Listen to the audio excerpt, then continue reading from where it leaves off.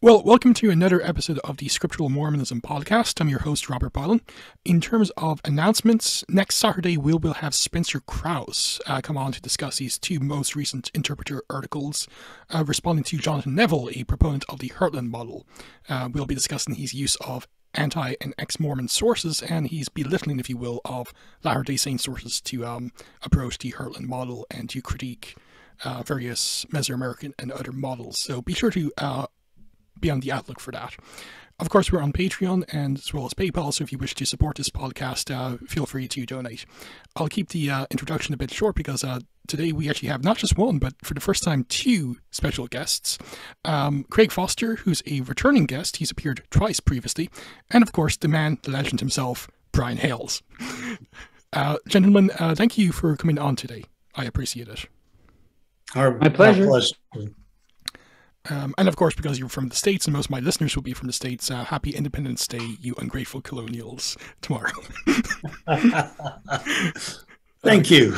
It's a bit irreverent, but there's an excellent meme that was floating around of like the British flag saying insurrection is a crime, and then George Washington basically saying in response, only if you lose. Okay, well, with that humor aside, Craig, you were on a few not too long ago, so like any updates in terms of research or any presentations you're working on or anything new in your life?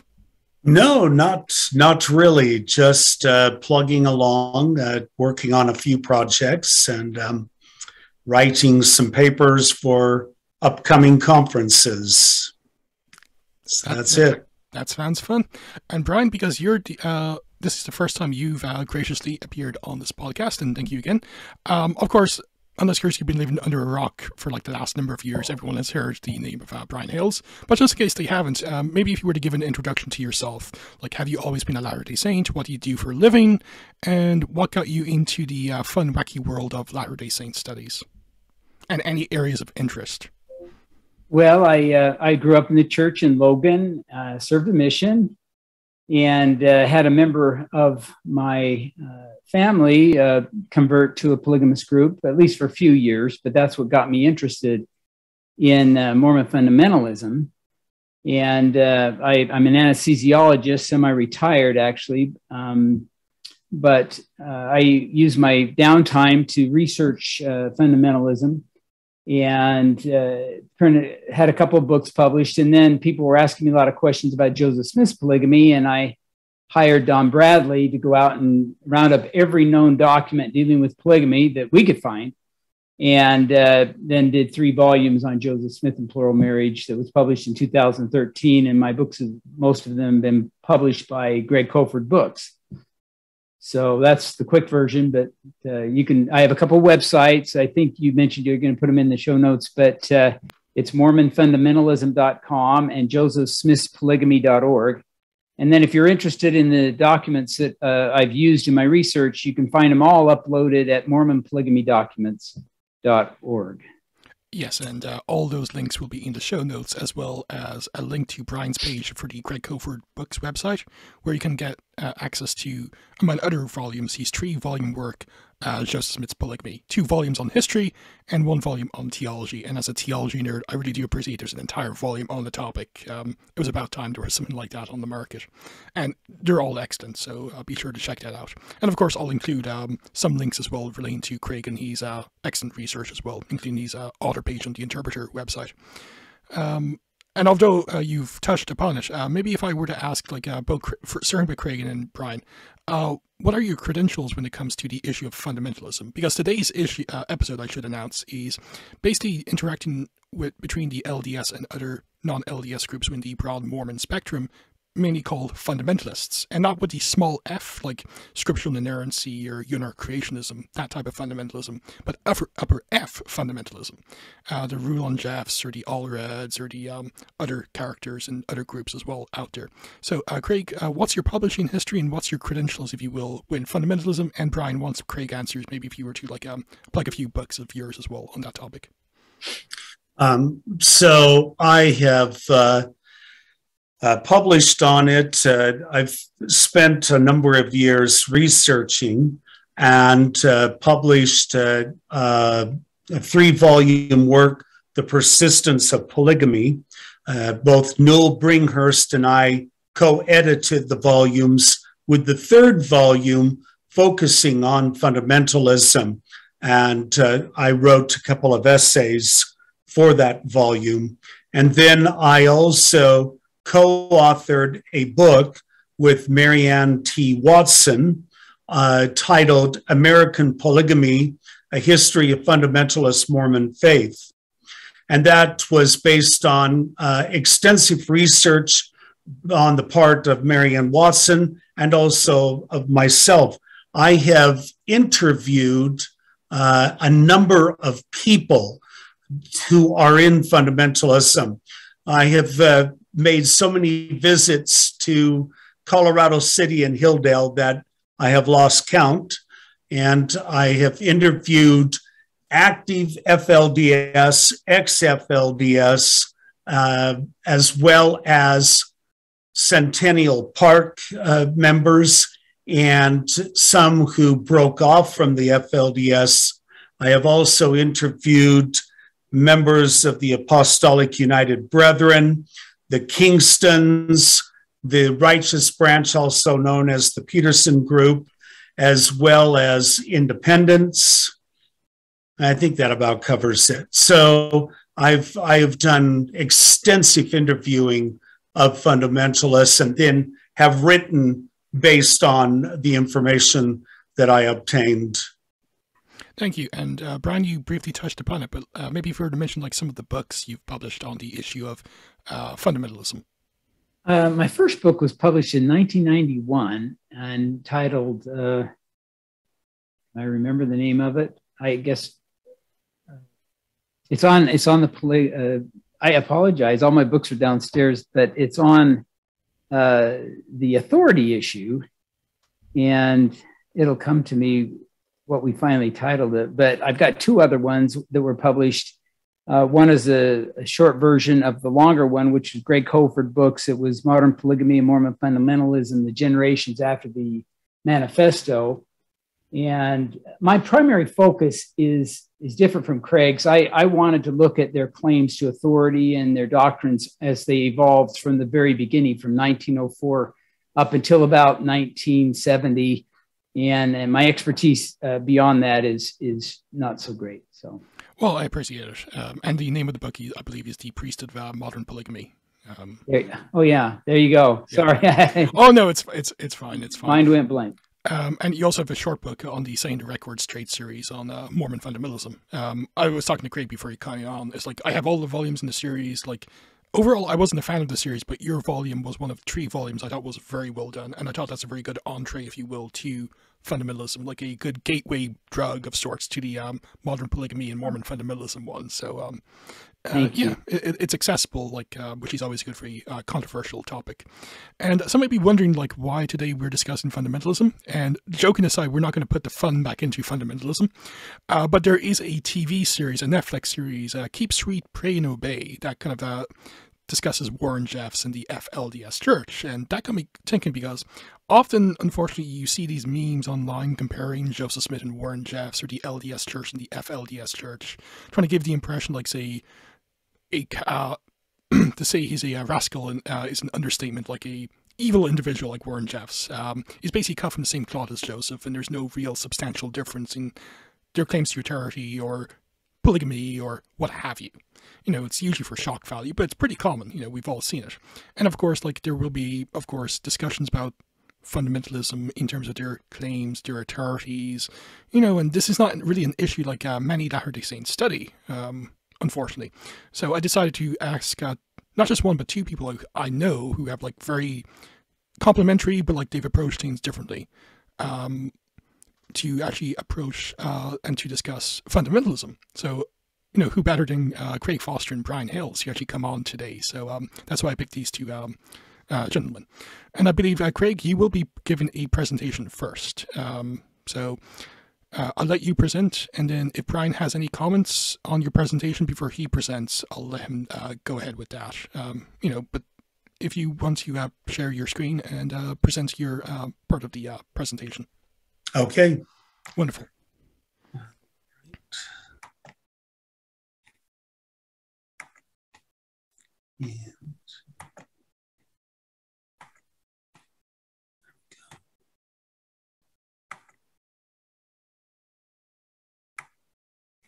Okay, so I want to discuss basically comparing the FLDS to LDS, and particularly comparing Warren Jeffs to Joseph Smith. And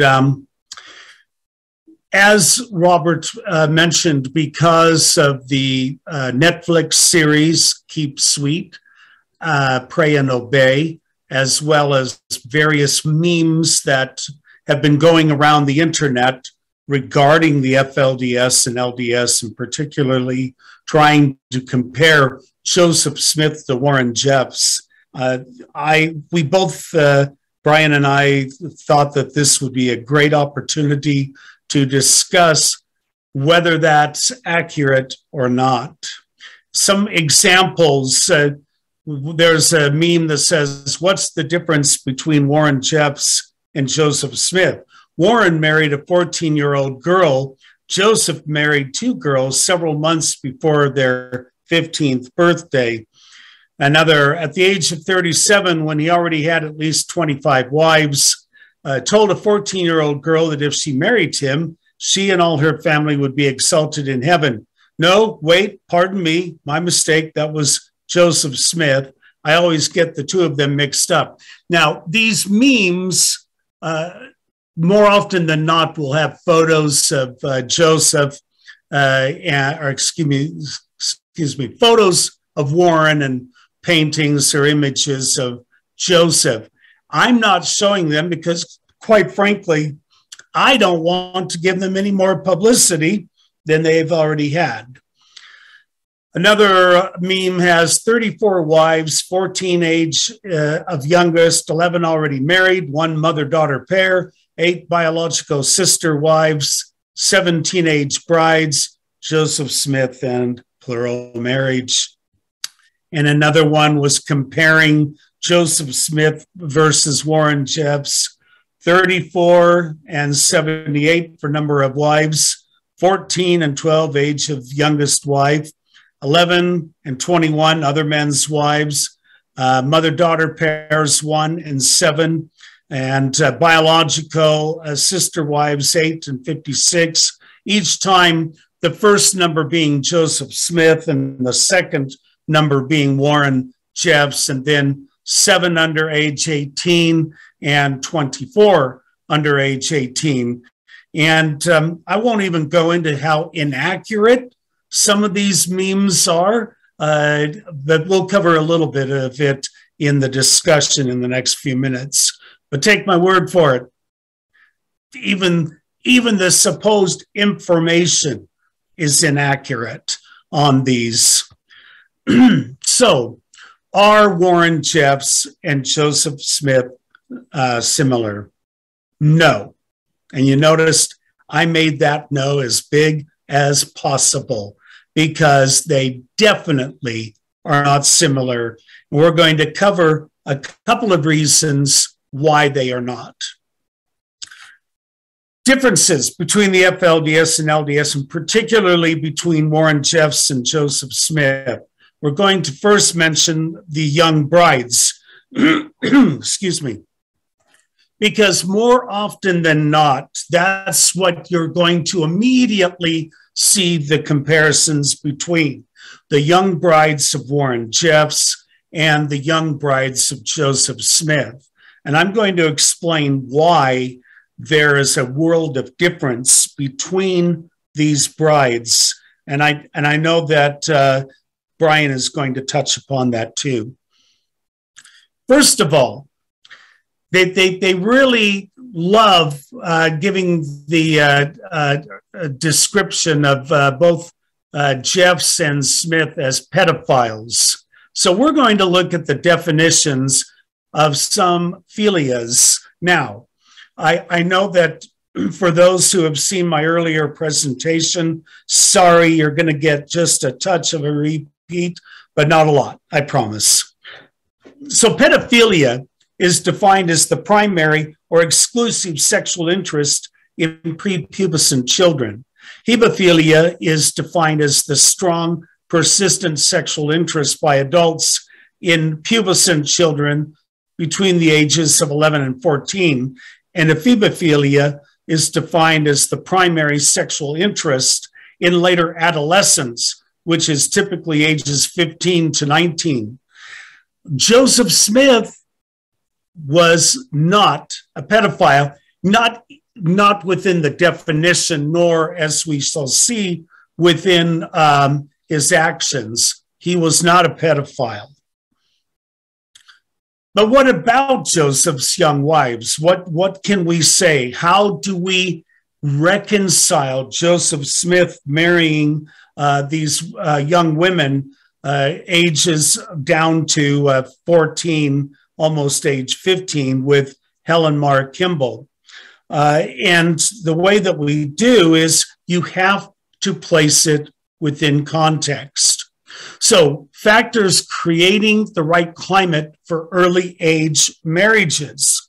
The factors will include economic, demographic, and cultural factors. Often it involved at least two, and usually all three of these. Furthermore, time and place were very important and usually influenced or were influenced by the above three factors. And I want to really emphasize time and place. Now, I approach this as I explained earlier when I gave a presentation on marriage age a while back, but I'm going to explain again. I am a professional genealogist. I spent over 30 years working at the Family History Library in Salt Lake City, and I am accredited 2 times over, one in Ireland and one in Scotland, but have done extensive research, not only in the British Isles, but in the United States and Canada when it comes to genealogy, as well as marriage, courtship, customs. I actually have taught classes at, well, really both in North America and the United States about marriage statistics, customs, etc. So I know what I'm talking about, basically. I want to focus on the frontier because, as I said, time and place. And the frontier was the right time and the right place that often necessitated early marriages. Reasons to marry were accelerated. Reasons not to marry were eliminated. The frontier tended to blur the meanings of age and allow for marriage of girls who might be seen as too young for marriage in other situations. And Nauvoo of the 1840s was on the edge of the Western frontier and therefore exhibited many of the characteristics of frontier society. Jumping forward to the 21st century United States, it no longer has a frontier setting that would encourage early marriages, and our society no longer allows early age marriages. Indeed, there are laws across the United States, with a few exceptions of some of the states, Utah not being one of them, where there are limits to how young a bride and groom can be to legally marry. So Warren Jeffs was out of the time and place where marriages to even younger women was not only legally allowed, but was socially accepted. What's the difference then between Warren Jeffs and Joseph Smith? This brilliant person, well, whoever it was trying to be brilliant, stated that Warren married a 14-year-old girl. Joseph married 2 girls several months before their 15th birthday. Ooh, wow, what a burn. No, sorry. Actually, Warren married several 12-year-olds. and then he broke FLDS custom. And I'm going to explain to you what that was. I have been told in several different interviews that among the FLDS, so I'm going based on what I was told interviewing people, that among the FLDS, that there was a custom, and I would assume still is for those who are marrying, even though Warren Jeffs has ordered them not to marry anymore. But there was a custom that while they got married, that marriage was not consummated until they both felt that they knew each other and they felt comfortable with each other. This was in part because some of these couples had not even really met or known each other until the day they got married. And I'll explain why in a couple of minutes. So the custom was to get married and then have a time period that could be anywhere from a week, a couple of weeks, to even several months or up to a year before they consummated the marriage. Warren Jeffs, on the other hand, with at least one of the 12-year-olds, and I am not going to give her name. Her name is available online, but out of respect to her, I am not going to give her name. But he married her, and it was either later that night or the very next day, he consummated the marriage. And this girl had barely turned 12. She was not even 1 month after her 12th birthday when he married her, and immediately consummated the marriage. One of the people I interviewed, I won't give his name for privacy reasons, but he was fairly high up. That was the straw that broke the camel's back, so to speak. And that's when he parted company with Warren Jeffs, was when he found out that this took place, because it went completely against how they handled marriages and in terms of consummating the marriage. Placement marriage. In her article, the 1948 Secret Marriage of Lewis J. Barlow, Origins of FLDS Placement Marriage, Marianne Watson wrote that she described the origin of the unique FLDS form of arranged marriages called placement marriage, and went on to explain, although placement marriage is deeply entrenched in the belief structure of the FLDS community, it did not always exist. Rather, it has evolved over the past 50 years or so. And placement marriage meant that only the leader of the group, originally Leroy S. Johnson, known as Uncle Roy, later Rulon Jeffs, and then Warren Jeffs, only they could decide who would marry whom. There was no freedom of choice in selecting marriage partners. They were told who they would be marrying, and sometimes they were told the actual day of marriage. They would be told in the morning, this evening you will be marrying so-and-so. And that's the way it was. Joseph Smith and other early leaders not only allowed but encouraged freedom of choice in selecting potential spouses. And I want to explain here, because people are going to say, well, wait a minute. Helen Mar Kimball was told by her father that she was going to marry Joseph Smith. If she had really put her foot down and said, I absolutely will not marry Joseph Smith, I doubt that Heber C. Kimball would have forced her to do so. But we need to keep in mind that the concept of romantic love and marriage was rather new at that time. The concept of love and marriage for romance began in the later 18th century, and blossomed in the Victorian era. And I want to once again say it began in certain places, and then this concept spread from there. So some places it was much later than the later 18th century. And what was more important were economic factors, social factors, familial factors, all kinds of different factors. But romance and love were really quite low on the list. I know in our day and age that's hard to believe, but that really was the way it was at that time. And marriage on the Western frontier tended to be much more utilitarian in nature.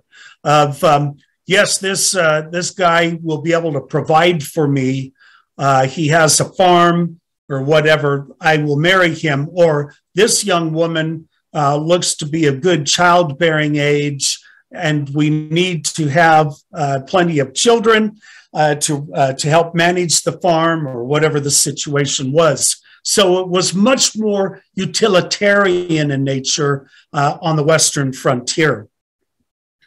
Because of frontier conditions, young girls in the West matured rapidly into women's roles. They were courted at a very young age by much older men and were sometimes married when only a few years into their teens for the reasons that I just gave. Okay, I want to move to one-man rule very quickly, and I'm taking way too much time, so I apologize. One-man rule was one of the reasons why Warren Jeffs could get away with what he did, or before him, Rulon Jeffs, etc. Traditionally, the Johnson Group, which later became known as the FLDS, Fundamentalist Church of Jesus Christ of Latter-day Saints, was led by Leroy S. Johnson and what they called the Priesthood Council. And the Priesthood Council and Leroy Johnson originally had basically made decisions together, with Leroy being the head of the council, thus directing the council. But it was viewed as a council running the organization there. And again, Watson writes in her article about Lewis Barlow, by the early 1970s, there was evidence of discord among Johnson's priesthood council members over whether the priesthood council members all held authority and should govern collectively, or whether only one man actually held the keys to priesthood. Johnson's death in 1986 left Rulon T. Jeffs as Johnson's sole remaining council member, because the argument had been so strong. Two of the council members had left and the others had died off, other than Jeffs. And so Jeffs claimed to be the key holder and that one man. And he taught that to oppose the one man himself was to oppose God. And Warren naturally enforced that doctrine for them, or that policy. Within the context of isolation and social ostracization, one-man rule emerged as a system that enabled and narrated abuse, and that is so true. Joseph Smith's approach was in sharp contrast to Rulon and Warren Jeffs. Joseph established, and other church presidents after him institutionalized, ecclesiastical checks and balances so that there would never be a situation like what you had down in Short Creek with the FLDS. We have the first presidency that acts as a quorum, the quorum of the first presidency. And these members come from the quorum of the 12 apostles. And these 15 men, traditionally, sometimes there have been other counselors, more than two, in the first presidency. But these men act as they have to be unified. They have to have the spirit of confirmation of what they decide. Thus, I think this is why they are unified, because they all receive the inspiration of the Holy Ghost. And therefore, they provide checks and balances on one person taking over and being the sole person to say anything or order anything. So Joseph Smith was not like Warren Jeffs. And that's the end of my short presentation, and I'm going to stop sharing. And hopefully that's been helpful. Oh no, that was a very good general overview of like the contrasts between Joseph and Warren. Brian, do you have any comments you want to make on Craig's presentation before you present on that particular topic? You're muted. Brian, you're muted. Sorry. Okay. Quite a few of Craig's comments I'm going to expand on or even repeat in my presentation. So I don't know of anything specific really, other than to just maybe go ahead and dive into it. Oh, perfect. Okay.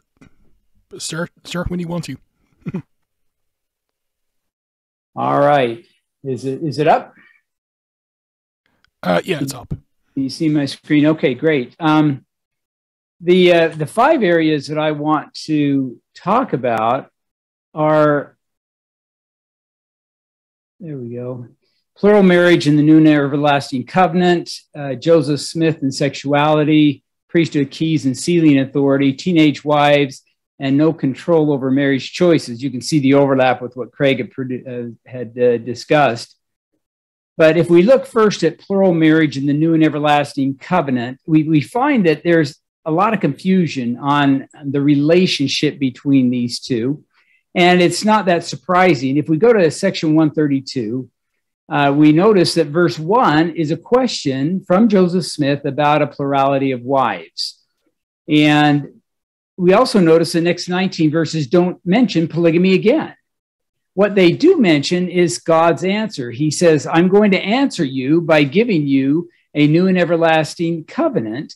And then he adds this, oh, by the way, if you don't obey it, you will be damned. And so he's kind of God's got our attention here. He's going to answer the question on polygamy by giving us a new and everlasting covenant. We must obey or we will be damned.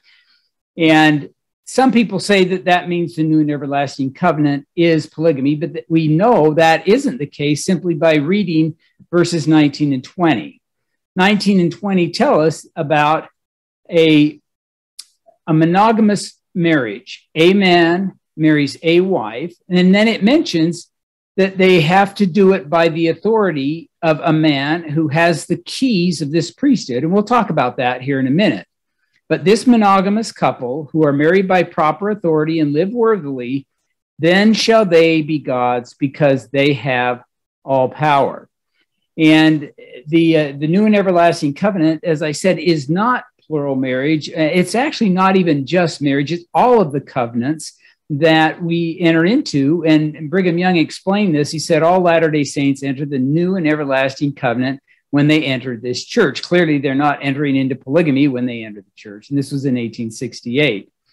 So as we study what plural marriage is and is not, it's not the new and everlasting covenant. It's not even a ceremony or a covenant by itself. It's not an ordinance, but plural marriage is the repetition of the sealing ordinance. But it's not an ordinance all by itself. It's also not a law of the priesthood, and we'll talk about that in a minute. But to summarize, plural marriage is a practice that is part of the new and everlasting covenant of marriage, and it can be permitted or commanded as God directs. Now, this question of is plural marriage a law? Because the polygamists today want to say that it's a priesthood law. It's not a strong argument. If we look at how the brethren referred to plural marriage or polygamy, it's most often a doctrine or a principle but also mentioned as a practice. And once in a while, it's called a law, but we know it isn't a law from a variety of observations. And one is that the Book of Mormon is only a book about monogamists. There's no authorized plural marriage. It contains a fullness of the everlasting gospel, according to the D&C. And then Joseph taught that a man would get nearer to God by abiding by its precepts than by any other book. So these are some things that help us understand exactly what plural marriage is. I really like this quote from John Taylor. And as you saw on the other slide, there's different words used to describe plural marriage. But President Taylor said this. He said, God told us about our wives and our children being sealed to us that we might have a claim on them in eternity. He has revealed unto us the law of celestial marriage. See, eternal marriage, which is fulfilled even when a monogamous couple, have a proper authority performing the ceremony. That's the law. And then associated with it is the principle of plural marriage, which can be practiced or not practiced. And I only am quoting either Joseph Smith or people who were taught plural marriage by Joseph Smith in my presentation here. But here are three individuals who were asked if Wilford Woodruff was asked if he had ever heard of a man must be exalted and have more than one wife. And he answered, I don't know that I ever heard Joseph use that expression. Bathsheba Smith was asked the same thing. She said, I never heard of that. And Joseph C. Kingsbury said this. He said, I heard it preached from the stand that a man could be exalted in eternity with one wife. Now, the second point is Joseph Smith and sexuality. And Craig did a great job kind of introducing and talking about this. But if we look at section 132 again, we find there are 4 reasons for plural marriage to be permitted. One is as part of the restitution of all things. The second one is as a specific trial for that time and place to multiply and replenish the earth and to allow all worthy men and women to be sealed in marriage and become candidates for exaltation. Now we notice that verse 63 does talk about multiply and replenish the earth. Sexuality, sexual relations were expected. There are a number of voices that are saying, no, Joseph never consummated any of his marriages. Well, verse 63, it gives us that expectation that was something that was expected. But unlike Warren Jeffs, I will argue that it was a minor component for Joseph Smith. He wasn't somebody who was driven by libido, even though that's what everybody assumes when they hear about polygamy in Joseph Smith. We have in the Temple Walk case, Emily Partridge was asked that during their year-long courtship, in other words, Joseph talked to her about polygamy, but they didn't get sealed for about a year. But she was asked, did Joseph Smith ever lay his hand on your shoulder or put his arm around you or offer to take your hand? Emily Partridge testified he never did, for he was not that kind of man. He was a gentleman in every way and did not indulge in liberties like that. And so we find that I don't want to necessarily imply that Warren Jeffs is something other than that, but we can say that Joseph Smith was a gentleman from one of his plural wives and no one left to report otherwise. It's also interesting if we look at a list of Joseph's sealings. Notice here that these first sealings or these first proposals to be sealed are all to women who have legal husbands. The first plural marriage, according to the timeline, was not a married woman. It was Louisa Beeman. And my friend Don Bradley thinks this should be over here in 1842. But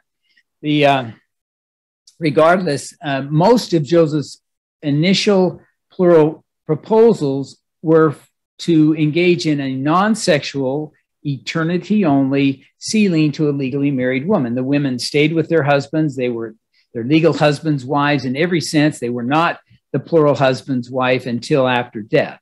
But then we see something happening here in 1842, don't we?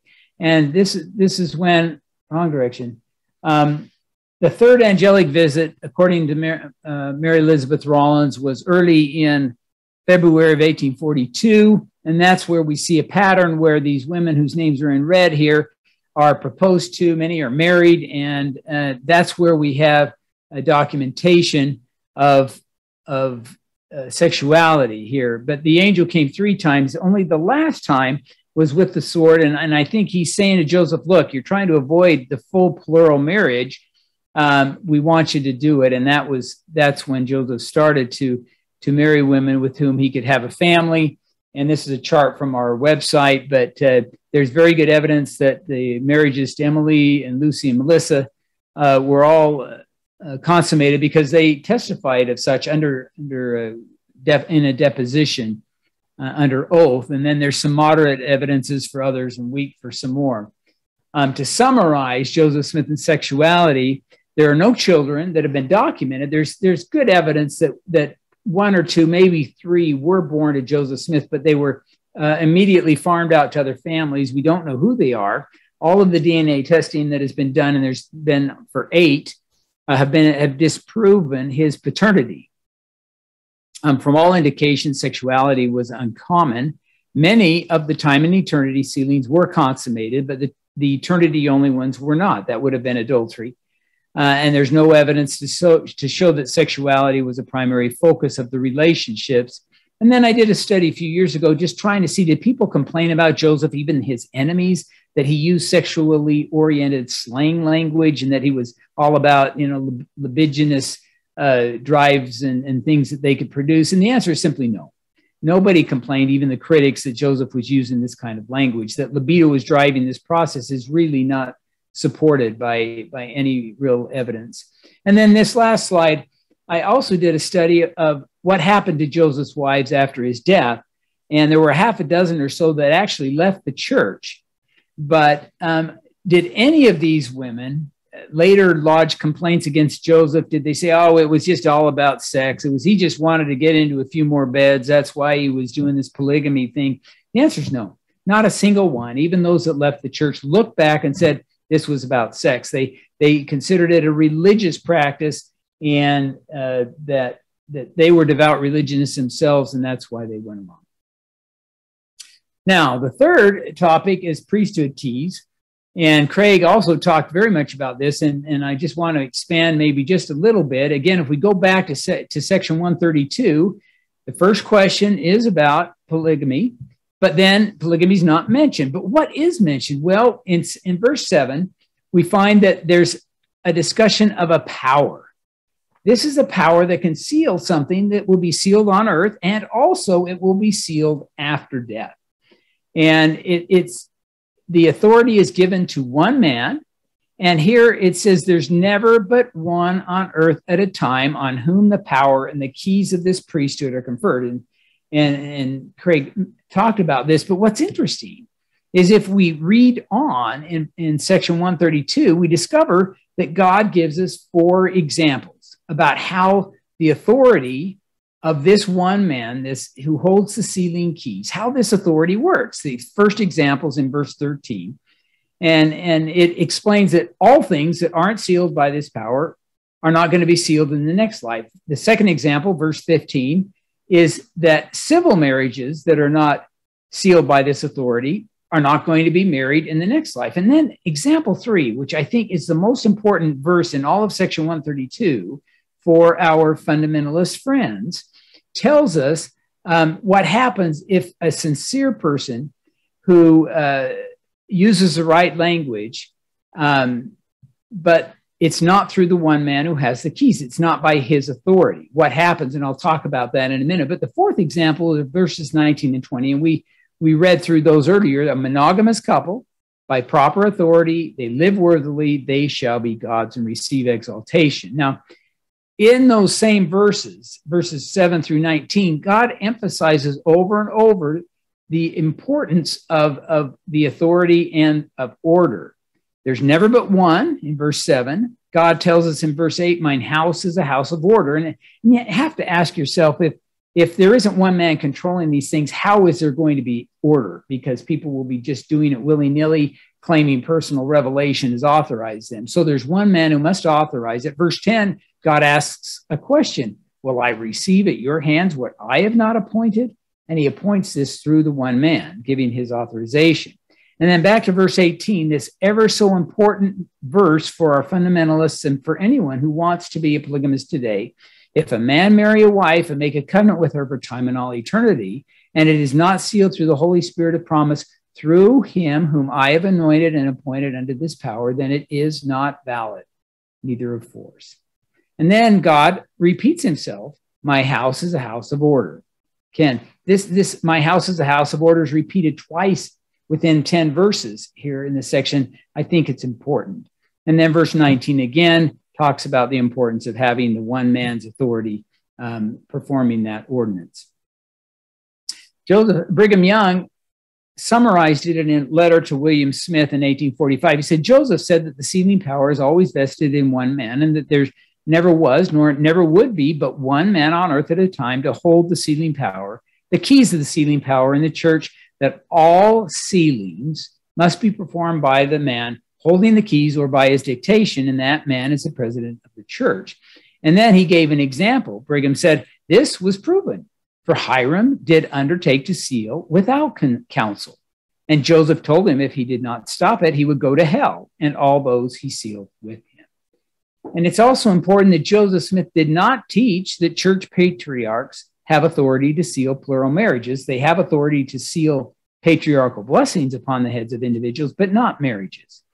And also that receiving all temple ordinances, and I'm talking about the second anointing, can authorize a person to perform plural marriage. Joseph did not teach this, and those who had received their highest ordinances in Nauvoo did not go about sealing marriages without the one man's authority. And then lastly, sincerity and personal revelation cannot authorize a valid plural marriage. And I will just add that I prayed the prayer, if you will, back in 1989 to know about authority. And if you will study it out in your mind, and I mean study Lauren Woolley, study John Y. Barlow. John Y. Barlow said he didn't have the keys. Study Joseph Musser. He said the same thing, that these people who derive their authority through this line, they need to study the line and what these men said about the keys, and then pray. And the answer is the keys are still in the church. Russell M. Nelson holds them. They're used every day to seal eternal marriages monogamously. I don't think he will ever give authority for polygamy again, but you know, who can say? But now going to teenage wives, I think Craig covered this pretty well. There's these the ones with the asterisks, we are not sure of their ages, though I'm pretty confident of those. But the evidence supports that the sealings to 14 and 16-year-olds were not consummated. Months after their plural sealing, Joseph and the 16-year-old, that was Flora Woodworth, divorced. The sealing was canceled because she had had an interaction with Emma and ran out the next day and married a non-member, something I don't think she would have done if her marriage to Joseph had already been consummated, but that's ambiguous to some degree. Brides of these ages were eyebrow-raising, but not scandalous. Utah policy was to wait until the women were 17 or 18, and I think that policy began with Joseph Smith in Nauvoo, but that's something I haven't been able to prove. Getting to Helen, Joseph didn't seek that marriage. It was arranged by Heber, and Helen did give her permission, and we can say that there must have been some social pressure there, but we can also say that there doesn't appear to have been any consummation of this. It was more of a betrothal. There's no record of her and Joseph being together alone after the sealing ceremony. And then as an adult, Helen defended Joseph and plural marriage in Utah, and she never taught that she was victimized by Joseph, even though there are hundreds of people today who want to pull the victim's card for Helen. I don't think she would be happy with those portrayals. The last thing to cover is that there is, as Craig said, there's no control over marriage choices in Joseph Smith. Lucy Walker remembered Joseph teaching a woman would have her choice. This was a privilege that could not be denied her. And this one recollection from one of Joseph's plural wives, I think, is kind of important. And I think the placement doctrine or practice of the FLDS is in direct violation of Joseph's teachings on this. And then there's this fun story about Martha McBride Knight and her daughter Almira. And I wasn't going to put it in the slide. Let me just read it. her daughter Almira was asked, and this is a late account, 1908, but she was asked, were you ever proposed to as a plural wife when you were in Nauvoo? And she looked startled, and Almira said, well, yes and no. One day, Mother, and that's Martha McBride Knight, and I were in the front room, and Joseph Smith came walking down the street and turned in at our gate. I had a hunch, and as he entered the front door, I went out the back and remained until he left. When I returned, my mother told me that Joseph had come to request of his brother Hiram to ask me to be his wife. So Joseph is creating a possible plural marriage. And Joseph asked my mother to ask me, seeing that I wasn't in. And she was just barely out, if you will, just in the back of the house, but outside. But when her mother asked her, Almira, what do you say about it? She said no. And the important point here is that while Joseph was trying to make this work, he wasn't using his authority as the one man, the key holder, the church president, the prophet, to dictate anything to these individuals. And there was no backlash against Almira. She turned Hiram down, and there wasn't any church court. There wasn't any behind the scenes action against her. There's another account I'll just summarize where Joseph again is creating the opportunity between Mary Ann Covington to marry Joseph's brother William, and he says, "Look." Joseph said, "If you are willing to consent to it." So it's something that they have an option. It's not a controlled situation by any means. She went ahead and married William. But there's one woman, and there were actually several situations where Joseph sought a plural wife and was turned down. And one of them is kind of funny. Sarah Granger Kimball told Joseph to go teach it to someone else. See, these women aren't the gullible dupes that are just kowtowing to anything Joseph said. They're people like you and me. And when they didn't want to do it, they didn't. And Joseph's response was interesting. Rather than threatening her, he said, well, will you tell me who to teach it to? I will not cease to pray for you. And so here we have some examples of Joseph Smith himself involving himself with trying to create plural marriages, and they're not working out to his liking. And yet there's no control. He's not playing the I'm the prophet card. He's just moving on and praying for the individuals. And then Joseph taught this, and I think that this is important to remember. No power or influence can or ought to be maintained by virtue of the priesthood. When we undertake to exercise control or dominion or compulsion upon the souls of the children of men in any degree of unrighteousness, amen to the priesthood and authority of that man. You can go and read the whole thing. You're probably aware of it. But to me, when someone would use the priesthood to dictate, that's just not how it worked, at least as far as Joseph was concerned. And then I like this quote, my last slide from Brigham Young in 1853 said, I am free and so are you. My advice to the sisters is never be sealed to any man unless you wish to be. I wish to say to you, high priests and elders, never from this time ask a woman to be sealed to you unless she wants to be, but let the widows and the children alone. So there you have it, Robert and Craig. I have another set of slides from the El Dorado compound that I can queue up. Do you want me to it's kind of an extension of what I've been talking about. Yeah, please do, please. I think it would be worthwhile for Brian to show that. Yeah, most definitely. All right, let me find it here. And thanks again for that presentation. That was very informative, and I'm sure people watching that slideshow will find that very useful anyway. Okay, I didn't hear that.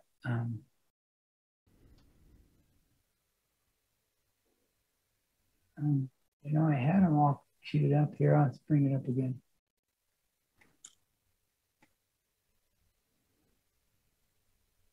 Okay.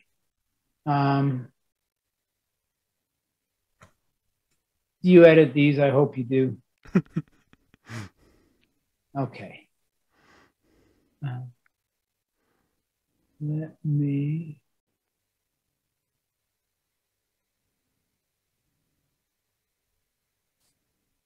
I have them up if you need. Oh, you got it. Okay, good. All right. Can you see it? Yeah, we can. Sorry about that. I had them both fine. queued up, but somehow I must have turned off this one. But Craig and Newell Bringhurst and I had a chance to go to the El Dorado compound before they finally, the state of Texas had sold it. And this, I think, is just months before we wouldn't have been able to do this anymore because now it's in private hands. But it's in Schleicher County. How do you say that, Craig? Schleicher, I think. Schleicher County. Yeah. And I just want to give you a kind of a quick run through of a couple of things we discovered there. Here's the opening door, and then you drive a ways and come to a lookout tower. And here's their temple. And the temple is actually quite beautiful inside. The bottom floor is like our temples that have a solemn assembly room, or like the Kirtland Temple with the different pulpits on each end. And then we go up the stairs, and there's a world room, or this is the garden room, and you can see there's a tree here, probably a tree of life or something. And then you pass through the middle doors and come into a world room with murals of the world and lions there. And you keep progressing, and you end up in this room. This is the celestial room. And the reason I've included it is that originally this altar bed was in this celestial room. You can see the doors there behind. And if I put the two pictures here, you see the big doors there at the back are also just behind where there's an altar and then an altar bed. And my conclusion, and we don't want to be too judgmental here, but it seems like having a bed in that celestial space tells you what the climax of the temple experience, that's probably the wrong word to use, but the final objective of the celestial experience is going to end up being. And we also discovered in one of the rooms off to the side a fold down bed. And again, conjuring up ideas of what the priority is. It is eternal marriage and things that are beyond this world, or is it something dealing with sexuality? And if you look at the transcripts from the trials, the things that were going on, I'm not even going to mention them, but I can assure you what Warren was doing was very much involved with sex. Now, that's Craig actually walking into, this is a compound. This whole house was supposed to be Warren Jeff's house. And there's some rooms here to fix a lot of food for a lot of people. There's hidden rooms. But if you go through this doorway back through many doorways, you see this room. And this room has lights all along the sides and a raised area here. This is too big for just a single regular altar, but plenty big enough for another altar bed. And that's my speculation that this was a place where the act of sexuality was going to be, I don't know, where it would occur.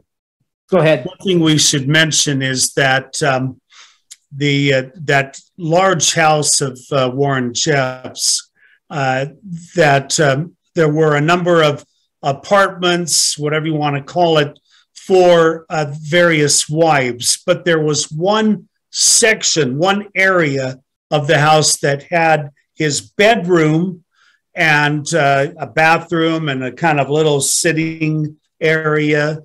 And then connected to the bedroom was a hallway that led to that room, the round room with the lighting, etc., where a bed would have been. Yeah, I just want to verify what Brian was saying. And really, that's kind of my conclusions. It is true that plural marriage was practiced by Joseph. He felt it was a privilege that God had given him, and so he was going to go forth like Abraham and Jacob in the Bible.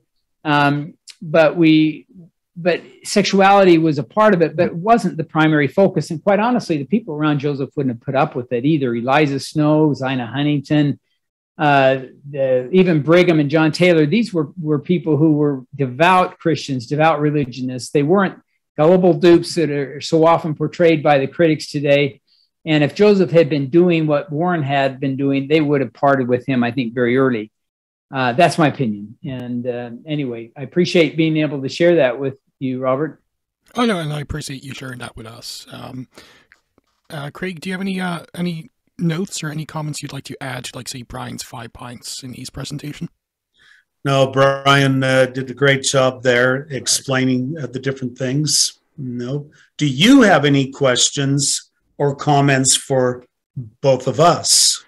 Well, I think, like, when it comes to, say, fundamentalism in general, even, like, ignoring, like, say, the contrasts or comparisons between Joseph and Warren or what have you, I think, like, until very recently, like, one of the problems was, like, the lack of available resources, especially if you're not in Utah. I mean, like, fundamentalists, they kind of remind me, like, say, if you're familiar with, say, sedevacantists in Catholicism, because there's so many issues they bring up, like, say, issues relating to, like, say, ecclesiology, church structure, the succession, some proof texts from the Journal of Discourses, or the Doctrine and Covenants. And at first, it kind of seems very good, but if you want to delve more into this, like, you can't really, like, until very recently, when a lot of things have been digitized, and fair play to the Mormon Polygamy Documents website and the other websites you have, Brian, all that's been helpful, and the CHL. But until very recently, even if you were living in Utah or Idaho, where there's a lot of fundamentalist influences, it was very difficult to, like, check them out. So, like, at face value, like, it's like anti-Mormon literature. It seems at face value, like, shocking or very persuasive, you know, when it comes to, say, succession, early 1886 revelation. Very good essay by Brian, by the way, in Volume 3 of Persistence and Polygamy on the John Taylor 1886 revelation about polygamy and the New and Everlasting Covenant and fundamentalist claims, by the way. Just to make that plug. But, so, yeah, I think, like, when it comes to, like, any topic, you know, it's important, like, people take a step back and, like, make sure to check the primary sources and check the quotes in context. The same thing when it comes to, say, polygamy or any other topic as well. So I'm sure you guys would all agree with that. Like, initially, like, fundamentalist claims might seem at face value very persuasive. You know, they have loads of quotes, they have loads of quorums, if you will, about, like, the church not accepting Adam God, or the priesthood restriction revelation in 78, or the polygamy manifesto in 1890, and the other one in 1904, and one in the 1930s. You know, it's like the LDS Church is in some type of material apostasy, if not, like, a full-blown apostasy. So I'm sure you would agree with me, like, it's very important, like, when it comes to any claim, like, not just by fundamentalists, like, check the sources, and unfortunately, for better or worse, you have to, like, dig deep into these issues. Now, one thing I do want to mention, and I know Brian would agree with me on this, we have focused on the FLDS because of the ridiculous comparison of Joseph Smith to Warren Jeffs. What we have discussed here, while Brian has given a larger explanation, which I think is really helpful, but we have focused on the FLDS. The various groups all have their differences. The fundamentalism is not monolithic. So, for example, with placement marriage, that's an FLDS thing. That is not like the Apostolic United Brethren don't have that. Some of the other groups may have a way that's similar to that, but each group is different. And Brian has put up this chart, which I love. I think it's very interesting. Needs to be updated, Brian. Yeah, I'm just not interested in these later iterations. I know, but right. If you give me this stuff, I can do it. But because Lynn Thompson is dead now, there is a new leader for the Apostolic United Brethren, or All Red Group. But as you can see, this is where the different groups have come from. But we need to keep in mind that there are going to be differences between the various groups. Some are good, others are worse. They all have their issues, but there are differences. Yeah, and just on the AUB, I'm sure you guys have heard of Alma Allred. Although he's never been AUB, some of his family are and have been AUB, and I might actually have him on the on this podcast to discuss the AUB, because he's done a lot of work specifically on that group, which I've been told is the most sane, if you will, of the fundamentalist groups out there. But it's a bit irreverent, but he did tell me like his uncle had three wives who were also sisters. One of them was Kate, and the other was Edith. So apparently he wanted to have his Kate and Edith too. But joking aside, I might have Alma Allred on to discuss the AUB, because he has done some research into their historical claims and claims to authority. And that's one of the, as I said, like one of the more sane groups out there, if you will. Yeah, Alma's great. So, yeah. Yeah. And he's in Rome now, so like we're almost in the same time zone, so it won't be too difficult. There you go. Now, as you said, like you guys have like done a lot of excellent work when it comes to say books and articles and essays on fundamentalism. So like, and I'm sure you can agree with me, like it's a very broad topic, you know. You have so many top issues, like so if you were to whittle it down and say like one absolutely essential resource, whether like online or in print, that you would consider like a must read, whether something you published or someone else has published.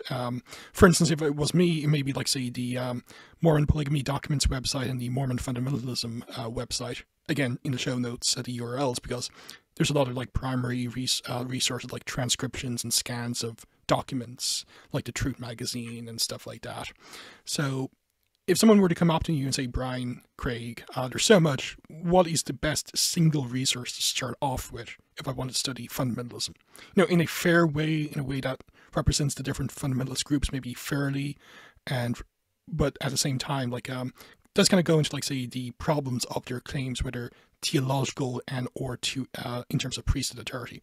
And we have the Mormon Fundamentalism website on the screen at the moment, which is one of the resources I would suggest everyone bookmark. I don't know that it's the best, but it's there and it's a quick read. I don't know, Craig. I just threw it in there, but I've tried to get a real basic discussion on things. I don't know that it's the best, but it's free and it's really accessible. So MormonFundamentalism.com. I would definitely agree with that. I think it's an excellent website. And the documents one is also very good, because it you click on it and there it is, various articles, etc. So I would say both of those websites are absolutely must go to. If you are going to want to read and really find out and try to understand about plural marriage, fundamentalism, I should say, that these websites are very good. I would say that I like Brian's book that was published by Greg Coford, and I'm also going to mention my own book that I co-wrote with Marianne Watson. And the reason why is because we approached it. Marianne Watson is a fundamentalist. She comes from a fundamentalist background. I obviously am not a fundamentalist. I'm a member of the church. And when we first sat down to write, I said to her very bluntly, I said, I don't believe the Woolley story. And she said, I know, I do. And I said, I know. And basically we agreed I could respect her story. She would respect the church. And so we tried to make it as neutral as possible. Having said that, Brian would agree, Robert would agree.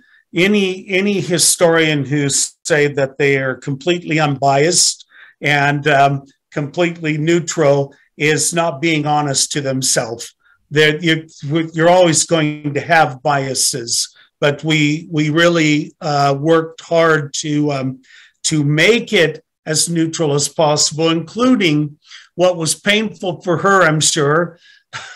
We got to the part where we were talking about the Apostolic United Brethren, and she is a part of that. And I basically said, well, we've told about the warts of the FLDS, the Kingstons, the Petersons. We're going to have to tell the warts of the AUB, because if we don't, then this would not be an objective book. And so we told those problems there. So, yeah, we try to make it as neutral as possible. Yeah, and I think I told you, Craig, as someone who has a degree in anthropology, I love the insider-outsider perspective being complemented with one another. So, sorry, Brian, you were about to say something. Well, I like Craig and Marianne's book because it's got tons of pictures. And as somebody who tried to research that era back around 2000, I couldn't find any pictures anywhere. It's a really nice recap. I was just going to add Craig's book, The Persistence of Polygamy on Fundamentalism. That's an important volume. Volume 3. Thank you. Yeah. Okay, well, do you gentlemen have anything else you want to say before we end the episode? Well, I think we've said a lot. Yeah, you have, and it's been very accessible, but very informative, so it's much appreciated. So again, I do appreciate the time you've put into the slides and the research, and also the excellent work you've done and published in books and articles. I found it very informative, and I learned a great deal, and I know others do greatly appreciate the great work you, Brian, and also Craig have done on polygamy and fundamentalism and other issues as well. And hopefully we can actually have you guys on again in the near future in the podcast, discuss other issues as well. For instance, Brian, I know you've done a lot of work in, say, Adam God and other topics, and that's something I've been doing a lot of work on in the last couple of months as well. So might be fun sometimes to actually discuss that in the near future. You know, Adam God is something I really haven't cared about for a couple of decades. I wrote a chapter on it. Yeah. I'm not sure I'd be your best source on it, although I have a very strong opinion about it. It wouldn't be the longest interview, so you probably could find somebody else. But I'll try to hit some ideas off you, though. But yeah, that'd be fine. I have.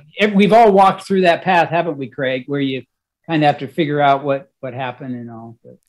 Well, again, I do appreciate you gentlemen's time, and again, hopefully can actually have you on the podcast, and I'm sure this will be like a very useful resource for those who may be interested in, say, fundamentalism and the Warren Jeffs, Joseph Smith comparisons, if you will. So thank you again for your time, and I do really appreciate it. All right, thank you. And what's the name of the podcast? I'll look it up on Patreon. Oh, it's the Scriptural Mormonism podcast. Scriptural Mormonism. Yeah, the URL will. Yeah, the URL will be on the show notes. So for those who want, and I'll also, for those listening, the show notes will include links to various pages relating to Craig and Brian on these issues as well. So with that, again, thanks for your time, and thanks to everyone who listens to this episode.